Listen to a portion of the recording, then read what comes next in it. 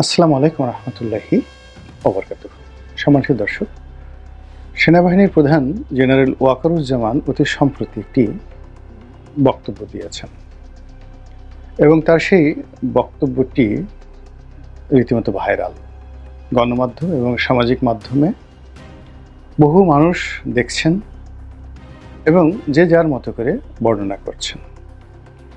এবং তার সেই বক্তব্যের সময় তার বডি ল্যাঙ্গুয়েজ, তারপর তার মুখভঙ্গি এবং তার শব্দচয়ন এবং একই সঙ্গে সেই বক্তব্যের মাধ্যমে তিনি যে বিষয়গুলো তুলে আনার চেষ্টা করেছেন, আমি আমার ক্ষুদ্র বুদ্ধিমতো সেই বিষয়গুলো খুব সংক্ষেপে আপনাদের সামনে তুলে ধরার চেষ্টা করব। আমি যতটুকু বুঝেছি তাতে মনে হয়েছে যে সেনাবাহিনীর প্রধান জেনারেল ওয়াকারুজ্জামান বর্তমানের যে সার্বিক পরিস্থিতি, এই পরিস্থিতির বেহাল দশা রাজনীতিতে, বেহাল দশা অর্থনীতিতে, বেহাল দশা সমাজের শৃঙ্খলায় এবং বিশৃঙ্খলায়, সব কিছু নিয়ে তিনি ত্যক্ত এবং বিরক্ত। ২ নম্বর হলো যে তিনি বারবার একটি কথা বলার চেষ্টা করছেন যে তার অন্য কোনো লোভ লালসা নেই, আকাঙ্ক্ষা নেই। এ কথার দ্বারা তিনি বোঝাতে চেষ্টা করেছেন যে অনেকেই আমরা এই সামাজিক মাধ্যমে বিভিন্ন সময় বলে আসছি যে সেনাবাহিনী ক্ষমতা নিয়ে নেবে, সেনাবাহিনী ক্ষমতায় আসবে, দেশের যে অবস্থা সেই অবস্থায় সেনাবাহিনীর ক্ষমতা গ্রহণ ছাড়া কোনো অবস্থাতেই এই পরিস্থিতির উন্নয়ন ঘটানো সম্ভব নয়। সম্ভবত এই সকল প্রচার প্রোপাগান্ডার বিপরীতে তিনি বলার চেষ্টা করেছেন যে তিনি ক্ষমতালোভী নন, তার কোনো আকাঙ্ক্ষা নেই, আগ্রহ নেই এবং এই ধরনের কোনো প্ল্যান নেই। এবং আমরা এই কথাটা বিশ্বাস করতে চাই, কারণ হলো তার যদি সেই ধরনের কোনো আগ্রহ থাকতো তাহলে ডক্টর মোহাম্মদ ইউনূসের পরিবর্তে তিনি সেই প্রধান সামরিক আইন প্রশাসক হিসাবে তিনি সেই সেনা শাসন দিতে পারতেন এবং ওই সময়টিতে সেনা শাসন যদি তিনি দিতেন সকল পক্ষকে তো মেনে নিত, এমনকি আওয়ামী লীগের যারা লোকজন তারাও খুশি হতেন, এমনকি সেনা শাসনের অধীন শেখ হাসিনা জেলে যেতেও স্বাচ্ছন্দ্য অনুভব করতেন। বিএনপিও এখন যে একটা অস্থিরতার মধ্যে পড়েছে, অস্বস্তির মধ্যে পড়েছে, তো তখন বিএনপি অনায়াসে 2 বছর 3 বছর সেনা শাসনের অধীনে তারা থাকতে তাদের আপত্তি জানাতেন না। আর জামাত তো সবার আগে সেই তাদের যে স্বাগতম আহলান ওয়া সাহলান এই ফুলের মাল্য নিয়ে সেনাপ্রধানের সেই অফিসে চলে যেত। তো যাই হোক, ডক্টর ইউনূসও খুশি হতেন। তিনি তো শুধুমাত্র মামলা থেকে মুক্তি পেতে চেয়েছিলেন, ছাত্ররাও খুশি হতো, এর কারণ হলো তারা চাকরি চেয়েছিল। তো দেশের সেনাবাহিনীর শাসন থাকলে একটা নিরপেক্ষ পরীক্ষা ব্যবস্থা, কোটাবিহীন পরীক্ষা ব্যবস্থা যদি চালু হতো, ছাত্ররা বিসিএসে কর্মকর্তা হতেন, সারা দেশে মিলিটারি যাকে বলা হয় মার্শাল কোর্ট ল কোর্ট হতো এবং সেখানে খুব দ্রুত বিচার করে ছাত্রলীগ, যুবলীগ, আওয়ামী লীগ এদের সবার বিচার করা যেত এবং এতদিন অনেক কিছু কুল্লো খালাস হয়ে যেত। কিন্তু সেই কাজটি তিনি করেননি।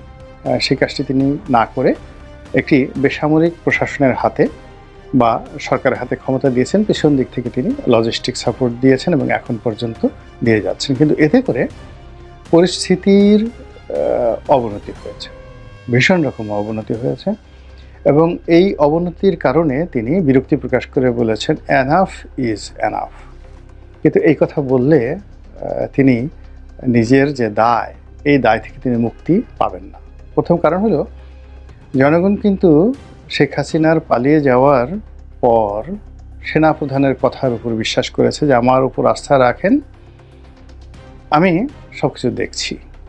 তারা কিন্তু ডক্টর মোহাম্মদ ইউনূসকে সেনাপ্রধানের মনোনীত ব্যক্তি হিসেবে মনে করেন।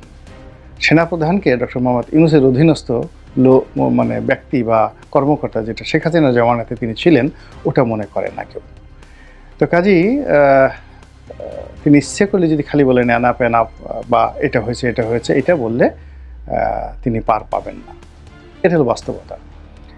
দ্বিতীয় যে বিষয়টি এসছে সেটা হলো যে আমরা সেনাবাহিনীর ক্ষমতা বৃদ্ধি করার তাদেরকে ম্যাজিস্ট্রেসি পাওয়ার দেওয়ার ব্যাপারে সুপারিশ করেছিলাম। সেনাবাহিনী ডিপ্লয় করা ছিল 30,000 সেনাবাহিনী, কিন্তু তাদের ম্যাজিস্ট্রেসি পাওয়ার ছিল না আমরা যারা বলেছিলাম।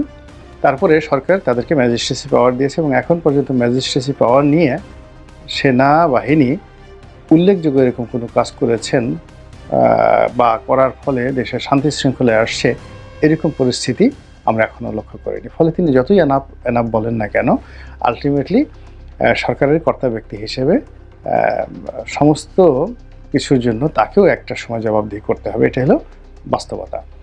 আর প্রকৃতির একটা লীলা খেলা আছে, ভীষণ রকম লীলা খেলা আছে, যেটা জেনারেল ওয়াকারুজ্জামানের জন্য এই মুহূর্তে রেড সিগন্যাল হতে পারে। সেটা হলো যে মানুষ যা চায় না সে মানুষের পেছনে সেই জিনিসটি ঘুরতে থাকে, আর যারা যে জিনিসটি ব্যাপারে লালায়িত তারা কখনো সেই জিনিসগুলো পায় না। আমি ঠিক বেগম জিয়ার সেই 91-এর সরকার গঠন, শেখ হাসিনার জয়লাভ 1/11, তারপর 2008 সনে শেখ হাসিনার জয়লাভ, এরপরে বহু বহু মানুষের মন্ত্রী হওয়া থেকে শুরু করে মন্ত্রিত্ব হারানো, এখানে দেখেছি 99.99% কাজই প্রকৃতির আইন অনুযায়ী হয়েছে, কোনো তদবিরে হয়নি। আশ্চর্যজনক সব ঘটনা হয়েছে। কল্পনাও করতে পারিনি যে একটা মানুষ মন্ত্রী হবে, সে মন্ত্রী হয়ে গেছে। ইভেন ডক্টর মোহাম্মদ ইউনূস আজকে এই পর্যায়ে আসবেন, এখানে প্রকৃতি খেলে দিয়েছে। তিনি কল্পনাও করেননি। তিনি প্ল্যান করছিলেন যে কী করে পালাবেন, কোন দেশে থাকবেন, গ্রেপ্তার যদি হয়ে পড়ে তাহলে কি হবে, ইত্যাদি ইত্যাদি অনেক কিছু। কিন্তু আল্লাহ তাকে সিংহাসনে বসিয়ে দিয়েছেন। তো সেনা প্রধান যত বেশি ক্ষমতাকে অ্যাভয়েড করতে চাইবেন বা যতবার তিনি বলবেন আমি এটা চাই না, ওটা চাই না, আলটিমেটলি ওই জিনিসগুলো প্রকৃতির নিয়মে তার পিছে পিছে ছুটবে, তার পিছে পিছে ছুটতে থাকবে। আপনি এই কথাটা লিখে রাখেন, এই যে আজকে বললাম এই কথাটা লিখে রাখেন, এবং এটাই প্রকৃতির নিয়ম। কিংবা আজকের যে সেনাবাহিনী প্রধান, তাকে তো মূলত এই কাজের জন্য শেখ হাসিনা নিয়োগ দেননি। শেখ হাসিনা যে কাজটির জন্য নিয়োগ দিয়েছেন সেটা তার জন্য বুমেরাং হয়েছে শেখ হাসিনার জন্য। সেনাপ্রধান আজকের এই দায়িত্ব পালন করবেন তিনি সেটা নিজেও চাননি। যাই হোক, এই হলো তার যে বক্তব্যের কয়েকটা দিক, এবং সেখানে তাকে নিয়ে প্রকৃতি খেলছে। The nature itself is playing with him, এবং তিনি সেই প্রকৃতির খেলার বাইরে যেতে পারবেন না। এটা তিনি যত দ্রুত বুঝতে পারবেন, তাড়াতাড়ি বুঝতে পারবেন, আর সেটি তার জন্য ভালো হবে। 1 2 নম্বর হলো যে তার উপর যে প্রকৃতি ভর করেছে, এই ভাষণে আমি দেখলাম তিনি যে কমান্ড নিয়ে বা কমান্ডিং ভয়েসে যে কথাগুলো বলছিলেন এবং যেভাবে নির্দেশনা দিচ্ছিলেন এবং যেভাবে ডক্টর মোহাম্মদ ইউনূসের রেফারেন্স দিচ্ছিলেন, রাজনৈতিক দলগুলোকে নিয়ে কথা বলছিলেন, এবং স্পষ্টতই তার যে সিদ্ধান্ত, তার দৃষ্টিভঙ্গি, এবং এখানে যেমন এখানে কোনো ইফ চলবে না, বাট চলবে না, অর্থাৎ যদি কিন্তু চলবে না। এবং তিনি একটা জায়গাতে বলছিলেন যে এই জায়গাটিতে ফুল স্টপ দিয়ে দিতে হবে, এর সামনে আর এগোনো যাবে না। বিডিআরের বিচার নিয়ে তিনি বলছিলেন যে এখন বিচারে নিয়ে বিদেশের ইউটিউবাররা এখানে নেগোসিয়েশন করার চেষ্টা করছে, রাজনীতিবিদরা এখানে তদবির করার চেষ্টা করছে। তো বিডিআর সদস্যরা যে নির্মম হত্যাকাণ্ড ঘটিয়েছে এবং সেনা সদস্যদেরকে মেরেছে, এই টোটাল প্রক্রিয়াটা এই জায়গাতেই ডট দিয়ে দেওয়ার জন্য তিনি যেভাবে নির্দেশনা দিয়েছেন, এটি গত 7 মাসে কখনো হয়নি। ফলে মনে হচ্ছে প্রকৃতি তাকে নিয়ে যে খেলছে, সেই খেলার যে জায়গাটি, সেই জায়গাটিতে তার কণ্ঠে, তার শব্দচয়নে, তার চাহনিতে, তার অঙ্গভঙ্গিতে এমন অনেক কিছু ঘটে গেছে এই ভাষণটিতে, যেটা তিনি হয়তো নিজেও কল্পনা করতে পারছেন না। কিন্তু যারা প্রকৃতি নিয়ে বিশ্লেষণ করেন, বিচার করেন, তারা ঠিকই বুঝতে পেরেছেন। এখানে কতগুলো বিষয় তিনি বলেছেন যে ডিসেম্বর মাসে নির্বাচন বা 18 মাসের মধ্যে নির্বাচন। আমি যেভাবে ডক্টর মোহাম্মদ ইউনূস সাহেবের সঙ্গে দেখা করেছি, তিনিও এখানে সম্মতি দিয়েছেন। বারবার তিনি একটি ফ্রি, ফেয়ার অ্যান্ড ইনক্লুসিভ ইলেকশনের কথা বলেছেন, অর্থাৎ সেখানে আওয়ামী লীগকে নিষিদ্ধ করা কোনো প্রশ্নই আসে না। আর এখানে সকল রাজনৈতিক দলের যে অংশগ্রহণ, এটি তিনি চাচ্ছেন এবং এর বাইরে তিনি যাবেন না, তার পক্ষে যাওয়া সম্ভব না। এই কথাগুলো তিনি স্পষ্টভাবে এর আগে কখনো এতটা দৃঢ়তার সঙ্গে বলেননি। বরং প্রথমবার যখন তিনি বলেছিলেন 18 মাসের মধ্যে নির্বাচন হতে পারে, তখন ডক্টর মোহাম্মদ ইউনূসের সরকারের অনেক কর্তা ব্যক্তি বিরূপ মন্তব্য করেছেন।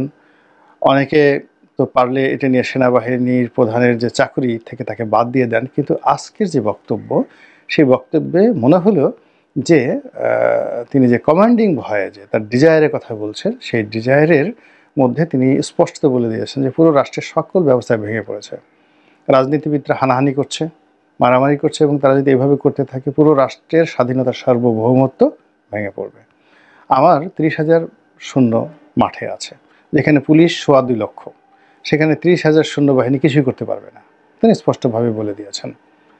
তো এই 30,000 সৈন্যবাহিনী এক গ্রুপ দায়িত্ব পালন করছে, তারা আবার নির্দিষ্ট দায়িত্ব পালন করে ক্যান্টনমেন্টে ফিরে আসছে, আবার অন্য গ্রুপ সেখানে যাচ্ছে। এই ঝামেলা কেন সেনাবাহিনী নিতে যাবে? এই ব্যাপারে তিনি তার যে বিরক্তি, তিনি কোনো রকম যাকে বলা হয় রাগ ঢাক না করে স্পষ্টতভাবেই রাজনৈতিক দলগুলোর প্রতি চ্যালেঞ্জ ছুড়ে দিয়েছেন।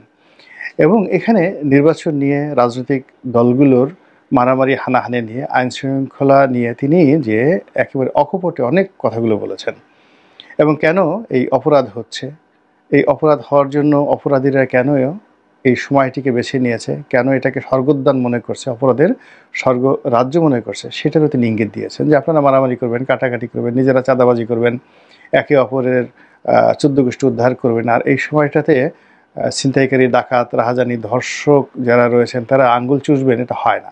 আইনের ভাষা এটা বলে না, অপরাধ বিজ্ঞানের ভাষা এটা বলে না। সে কথা তিনি স্পষ্টভাবে বলে দিয়েছেন। এবং স্পষ্টতই এই সময়টাতে বাংলাদেশের বিভিন্ন যে সকল আন্ডারওয়ার্ল্ডের কর্মকাণ্ড চলছে, সামাজিক মাধ্যম, গণমাধ্যম, তারপর বিদেশি চক্র, দেশি চক্র, রাজনৈতিক চক্র, অচক্র, কুচক্র, বিভিন্ন বুদ্ধিজীবী, তথাকথিত বুদ্ধিজীবী, তারপরে যাকে বলা হয় বিভিন্ন ধর্মের নাম ব্যবহারকারী, বিভিন্ন ধর্মীয় বক্তা, ভণ্ড পীর, সবাই যার যার অবস্থা থেকে যে যেভাবে পারছে, ওয়াজ হোক, বক্তব্য হোক, গান হোক, বাজনা হোক, বিশৃঙ্খলা তৈরি করে ফেলেছে।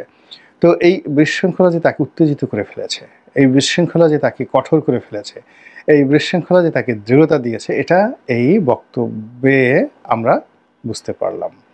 এবং তিনি যে সতর্কবার্তা দিয়েছেন, আমার ক্ষুদ্র অভিজ্ঞতা নিয়ে আমি বলতে পারি তার সেই সতর্কবাণী কেউ শুনবেন না।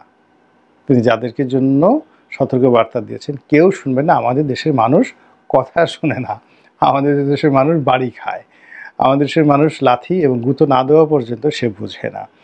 তো এখানে জনাব ওয়াকারুজ্জামানকে শক্তি প্রয়োগ করতে হবে, এর বাইরে কোনো অবস্থাতেই তিনি যে কথাগুলো বললেন এগুলো আমরা শুনলাম, শুনতে ভালো লাগলো, কিন্তু এগুলোর কোনো কাজে কাজ আসবে না। আর সেই কাজ যদি না করেন তাহলে তিনি যে গর্ব করলেন যে সেনাবাহিনী, নৌবাহিনী, বিমান বাহিনী তারা কাজ করছেন এবং তারা এখনো পর্যন্ত যে চেইন অফ কমান্ডের মধ্যে রয়েছেন, শৃঙ্খলার মধ্যে রয়েছেন।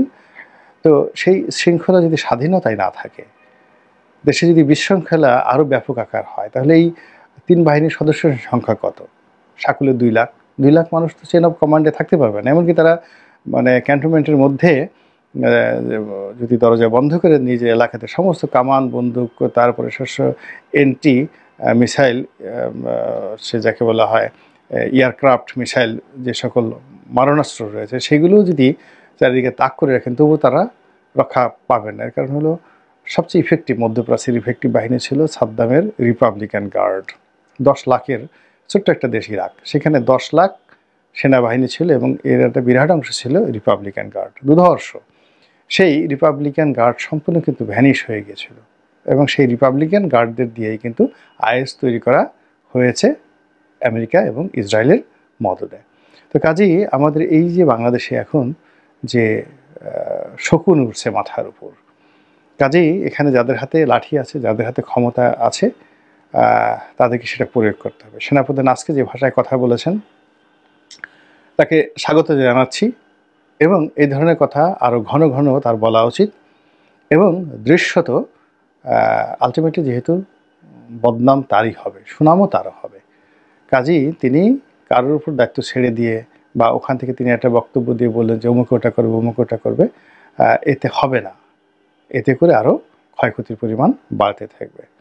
আল্লাহ আমাদের সবাইকে হেদায়েত দান করুন এবং হেফাজত করুন। আসসালামু আলাইকুম ওয়া রাহমাতুল্লাহি ওয়া বারাকাতুহু।